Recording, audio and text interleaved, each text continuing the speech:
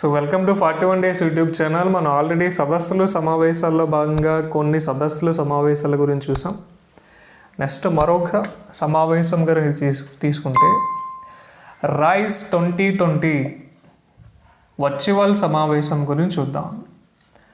Rise 2020 virtual సమావేశం. ఈ rise 2020 virtual సమావేశం మనకి రీసెంట్గా సెప్టెంబర్ నెలలో మనకి న్యూఢిల్లీలో నిర్వహించడం జరిగిందండి.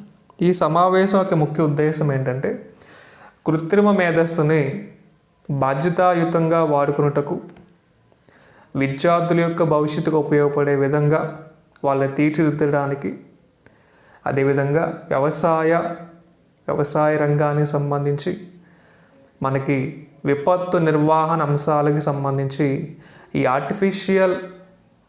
ఆర్టిఫిషియల్ ఇంటెలిజెన్స్ని బాధ్యతాయుతంగా వాడుకున్నటకు మనకి శిక్షణ ఇవ్వడానికి, విద్యార్థుల పట్ల శిక్షణ ఇవ్వడానికి ఈ అంశాన్ని ప్రవేశపెట్టడం జరిగిందండి. ఒక అంశంగా చెప్పాలంటే మనకు మెయిన్గా ఒక క్లియర్ అండ్ కట్గా చెప్పాలంటే కృత్రిమ మేధస్సుని బాధ్యతాయుతంగా వాడుకొని అభివృద్ధి చెందడానికి ఈ రైజ్ 2020 వర్చువల్ సమావేశం అనేది రావడం జరుగుతుంది. సో వ్యవసాయ రంగం పట్ల కానీ, శాస్త్ర సాంకేతిక రంగం పట్ల కానీ, ప్రకృతి విపత్తుల నిర్వహణ అంశాల్లో భాగంగా కృత్రిమ మేధస్సుని మనం బాధ్యతయంగా వాడుకోవాలి. అదేవిధంగా ఈ కృత్రిమ మేధస్సుని ఈ రైజ్ 2020 అనే సమావేశాన్ని మనకి 2020 ఏప్రిల్లోనే పెట్టారు. సో విద్యార్థుల యొక్క భవిష్యత్తుకు ఉపయోగపడే కృత్రిమ మేధ అంశాల పట్ల విద్యార్థులకి శిక్షణ కల్పించడం లాంటి అంశాలు కూడా దీని ద్వారా నిర్వహిస్తారు. దాదాపుగా ఈ రైజ్ సమావేశంలో భాగంగా 11,000 మంది విద్యార్థులు కృత్రిమ మేధస్సులో శిక్షణ తీసుకోవడం జరిగిందండి. ఇప్పుడు వాళ్ళందరూ కూడా స్టార్టప్లు అనేవి పెడతానికి సిద్ధంగా ఉన్నారు. క్లియర్. ముఖ్యంగా కృత్రిమ మేధస్సుని బాధ్యతాయుతంగా వినియోగించుకోవడానికి ప్రవేశపెట్టిన సమావేశమే రైజ్ 2020 వర్చువల్ సమావేశం. ఇది ఎక్కడ జరిగిందంటే న్యూఢిల్లీలో జరిగిందండి. అర్థమవుతుందండి. ఆర్టిఫిషియల్ ఇంటెలిజెన్స్ అని వస్తుందండి. సో న్యూఢిల్లీ చీఫ్ మినిస్టర్ ఎవరంటే అరవింద్ కేజ్రీవాల్ అనే పేరు వస్తుంది. లెఫ్టినెంట్ గవర్నర్ ఎవరంటే మనకి అనిల్ బైసాల్ అనే పర్సన్ చెప్పొచ్చు. అంటే న్యూఢిల్లీ అనేది మనకి దేశ రాజధానిగా మనం ప్రస్తావిస్తాం. దేశ రాజధాని. సో భారతదేశంలో అత్యంత ప్రముఖమైన సంస్థగా, ఒక ముఖ్యమైన ఆర్గనైజేషన్గా మనం సుప్రీంకోర్ట్ ఆఫ్ ఇండియా అని చెప్తారు. సుప్రీంకోర్ట్ ఆఫ్ ఇండియా, అదేవిధంగా election commission of India, parliament, ఇవన్నీ కూడా మనకు ఢిల్లీలోనే కలవను. ప్రస్తుత సుప్రీంకోర్ట్ ఆఫ్ ఇండియా ప్రధాన న్యాయమూర్తి ఎవరంటే శరద్ అరవింద్ బాబ్డే అనే పేరు చెప్తారండి. ఆయన ఎన్నో ప్రధాన న్యాయమూర్తి అంటే 47వ ప్రధాన న్యాయమూర్తిగా చెప్పచ్చు. క్లియర్. ప్రస్తుత కేంద్ర ప్రధాన ఎన్నికల కమిషనర్ ఎవరంటే సునీల్ అరోరా, 23వ ప్రధాన ఎన్నికల కమిషనర్. ఆయన ఏ రాష్ట్రానికి చెందినవాడంటే పంజాబ్. మనకి జాతీయ ఓటర్ల దినోత్సవం ఎప్పుడు వస్తుందంటే జనవరి 25వ తేదీన రావడం జరుగుతుంది, నేషనల్ ఓటర్స్ డే. సో ఆ విధంగా మన ఈ అంశాన్ని ప్రస్తావన చేయవచ్చు. రీసెంట్గా నూతన పార్లమెంట్ యొక్క భవన నిర్మాణ కాంట్రాక్ట్ను గవర్నమెంట్ ఆఫ్ ఇండియా ఎవరికి ఇచ్చారంటే టాటా గ్రూప్కి ఇవ్వడం జరిగింది. దాదాపుగా 860 కోట్ల రూపాయలతో బిడ్డింగ్ అనేది వేశారండి. సో మనకి 75వ స్వాతంత్ర దినోత్సవం కల్లా ఈ నూతన పార్లమెంట్ యొక్క భవనాన్ని పూర్తి చేయాలనేది మనకు టార్గెట్. త్రికోణ ఆకారంలో ఈ నూతన పార్లమెంట్ అనేది ఉండబోతుందని, నా భవిష్యత్ అనే విధంలో ఈ పార్లమెంట్ యొక్క నిర్మాణాన్ని చేపట్టడం జరుగుతుందండి. సో రీసెంట్గా మనకి డిసెంబర్ 10వ తేదీన పార్లమెంట్ యొక్క శంకుస్థాపన కూడా నరేంద్ర మోదీ దగ్గరుండి చేయడం జరిగిందని. క్లియర్. సో ఈ విధంగా వీటి గురించి మనం ప్రస్తావన చేయవచ్చు. ఈ రైజ్ వర్చువల్ సమావేశం ఏ మంత్రులు కలిపి నిర్వహించారంటే కేంద్ర ఇన్ఫర్మేషన్ టెక్నాలజీ, న్యాయశాఖ మంత్రులు కలిపి నిర్వహించడం జరిగిందండి. మనకి కేంద్ర ఇన్ఫర్మేషన్ టెక్నాలజీ, న్యాయశాఖ మంత్రి ఎవరంటే రవిశంకర్ ప్రసాద్ అనే పేరు వస్తుందండి. బీహార్ కాన్స్టిట్యున్సీకి సంబంధించి ఆయన రావడం జరుగుతుంది. సో ఇది రైజ్ వర్చువల్ 2020 సమావేశంగా మనం చెప్పచ్చు. నెక్స్ట్, సదస్సులు సమావేశాల్లో భాగంగా మరొక సమావేశం కనుక తీసుకుంటే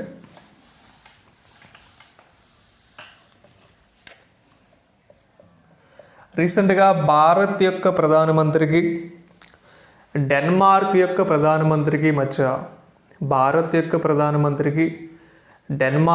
ప్రధానమంత్రికి మధ్య ద్వైపాక్షిక సమావేశం అనేది వర్చువల్గా జరిగిందండి.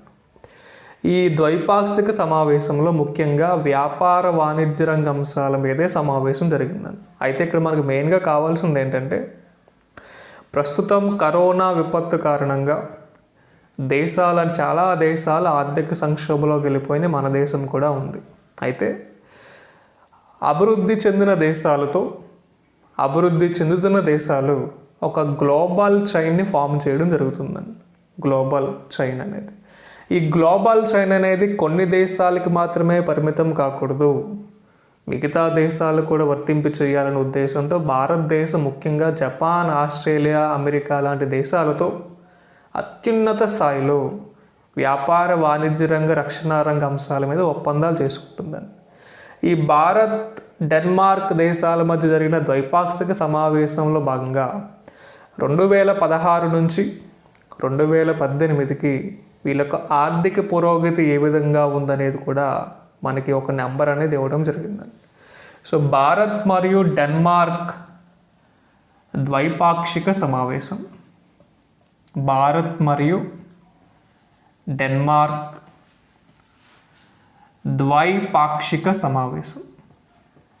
సో ఇది వర్చువల్గా నిర్వహించారండి. భారత్ మరియు డెన్మార్క్ ద్వైపాక్షిక సమావేశం. ఈ ద్వైపాక్షిక సమావేశంలో ముఖ్యంగా మనకి వ్యాపార వాణిజ్య రంగ అంశాల మీద జరిగిందండి. వ్యాపార వాణిజ్య రంగ అంశాల మీద ఈ సమావేశం అనేది జరిగింది. సో ఈ రెండు దేశాల యొక్క ఆర్థిక పురోగతి అంటే ఏ విధంగా ఉందని చూస్తే 2016 నుంచి 2019 సంవత్సరాన్ని కనుక తీసుకుంటే ఈ రెండు దేశాల యొక్క వ్యాపార వాణిజ్య రంగం యొక్క పురోగతి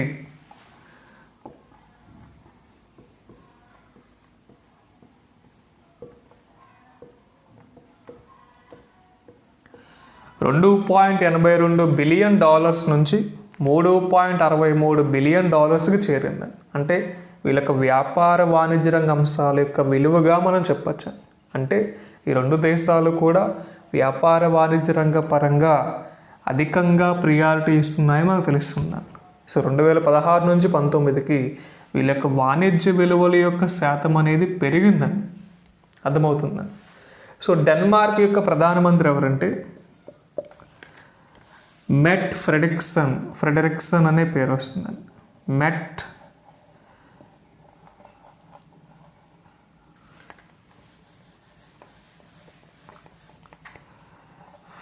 ఫ్రెడరిక్సన్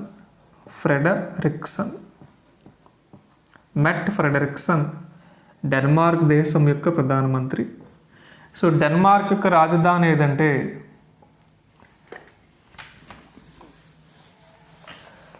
కోపెన్ హ్యాగన్ అనేది మనకి రావడం జరుగుతుందండి. కోపెన్ హ్యాగన్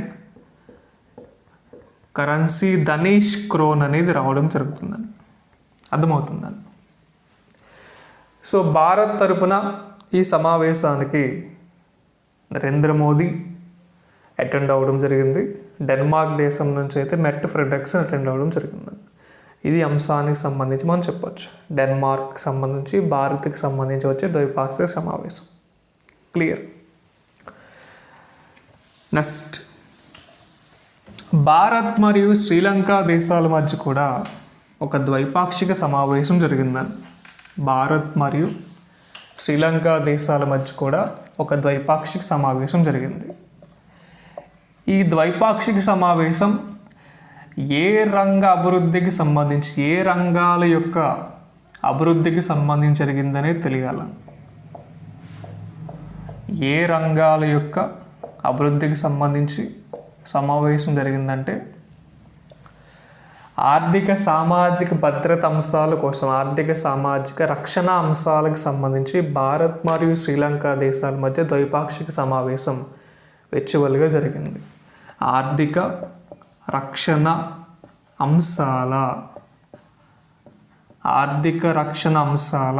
అభివృద్ధి కోసం ఈ సమావేశం అనేది జరిగింది. క్లియర్.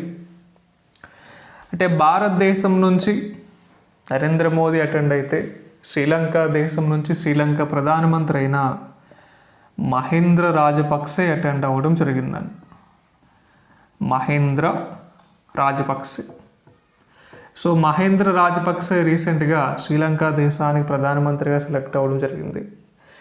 ఏ రాజకీయ పార్టీకి చెందిన వ్యక్తి అంటే అయినా శ్రీలంక పోడుజన అనే పార్టీకి సంబంధించి ఈయన రావడం జరుగుతుందండి. శ్రీలంక పోడుజన.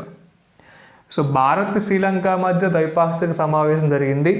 ఏ రంగాల అభివృద్ధికి సంబంధించి అయితే ఇవి చెప్పచ్చు. భారత్ మరియు డెన్మార్క్ దేశాల మధ్య ద్వైపాక్షిక సమావేశం జరిగింది. ఏ రంగాల యొక్క అభివృద్ధికి సంబంధించి అయితే మనం వాటిని చెప్పచ్చు. సో ఆ విధంగా వీటిని ప్రస్తావన చేయొచ్చు. అదేవిధంగా శ్రీలంక అనే దేశం మనకి సార్క్ అనే గ్రూపులో వన్ ఆఫ్ ది కంట్రీగా కూడా చెప్పచ్చు.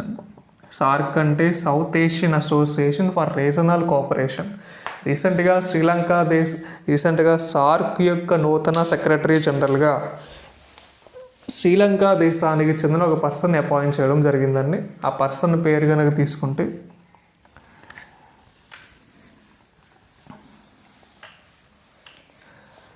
ఎస్లా వీరక్సన్ అనే పేరు రావడం జరుగుతుంది.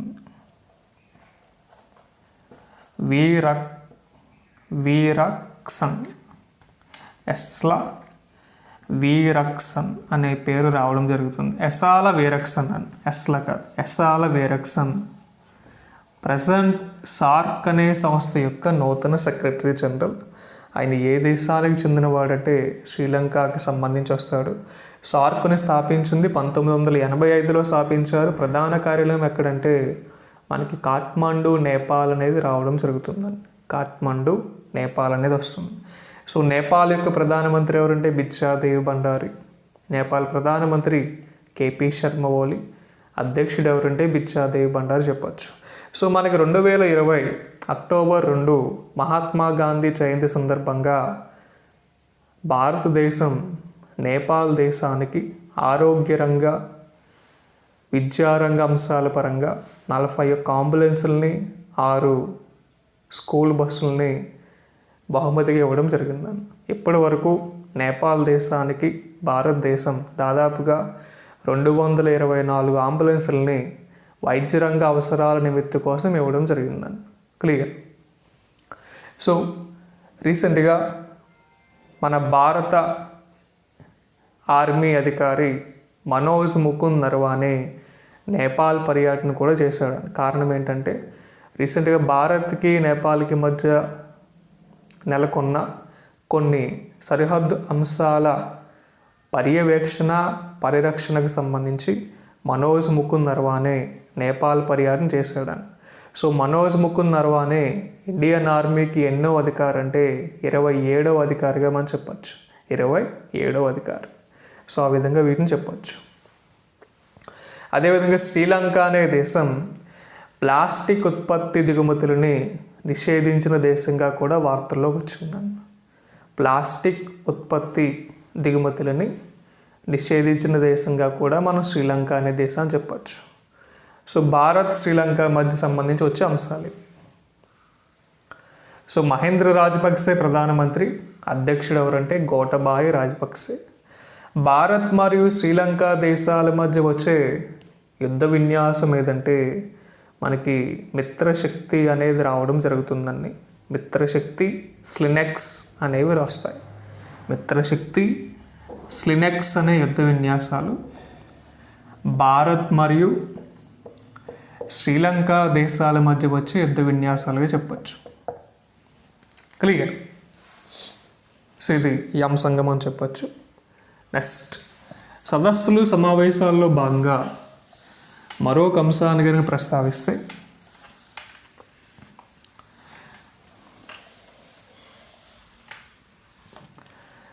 రిక్ అనే సమావేశం గురించి మనం చెప్పచ్చు. రిక్ సమావేశం 2020. రిక్ సమావేశం 2020. సో రిక్ అంటే ఫస్ట్, రిక్ అంటే రష్యా, ఆర్ అంటే రష్యా, ఐ అంటే ఇండియా, సి అంటే చైనా. సో ఈ 3 దేశాలు కలిపి రీసెంట్గా సెప్టెంబర్ నెలలో మనకి రష్యా రాజధాని మాస్కోలో ఈ సమావేశాన్ని నిర్వహించడం జరిగిందండి.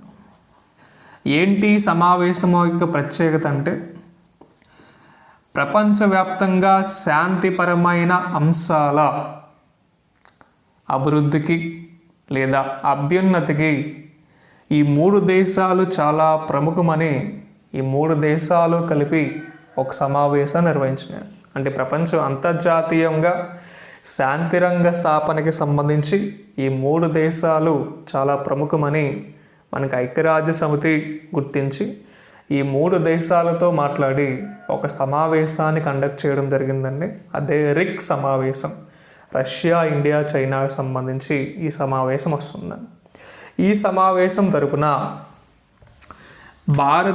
ఈ సమావేశం తరపున 3 దేశాల నుంచి విదేశాంగ శాఖ మంత్రులు అటెండ్ అయ్యారండి.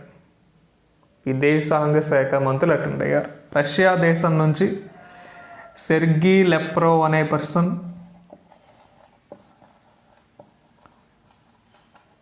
అదేవిధంగా ఇండియా నుంచి జైశంకర్, చైనా నుంచి వాంగ్ విదేశాంగ శాఖ మంత్రులు అటెండ్ అయ్యారు.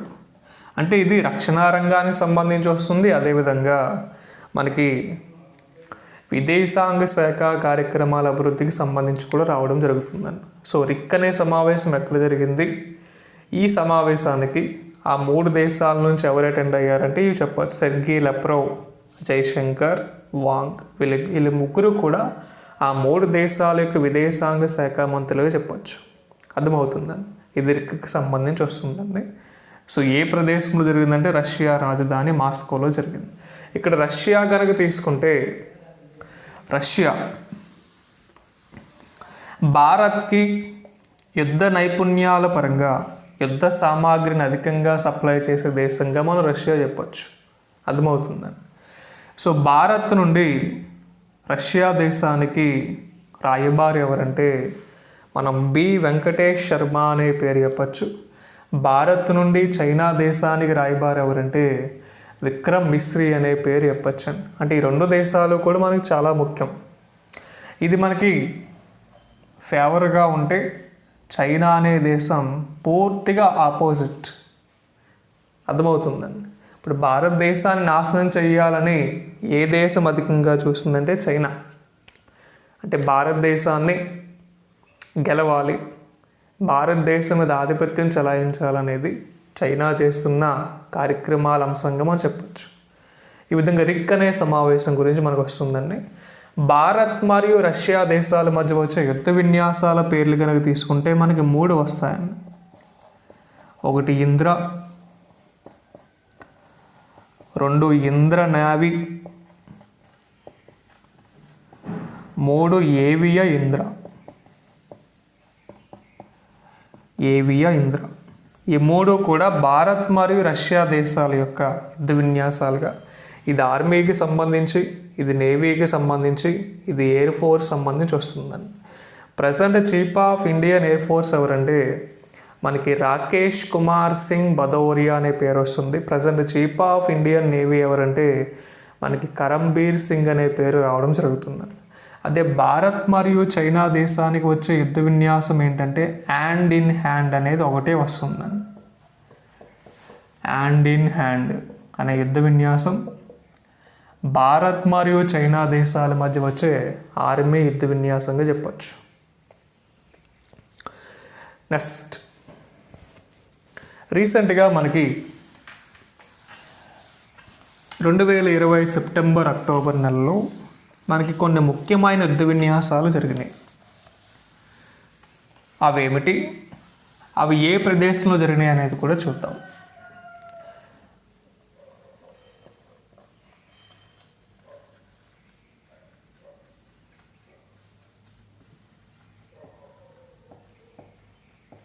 మనకి సెప్టెంబర్ అక్టోబర్ నెలలో యుద్ధ విన్యాసాలు జరిగినాయి. ఫస్ట్ జిమెక్స్, 2 మలబార్, 3 బొంగు సాగర్,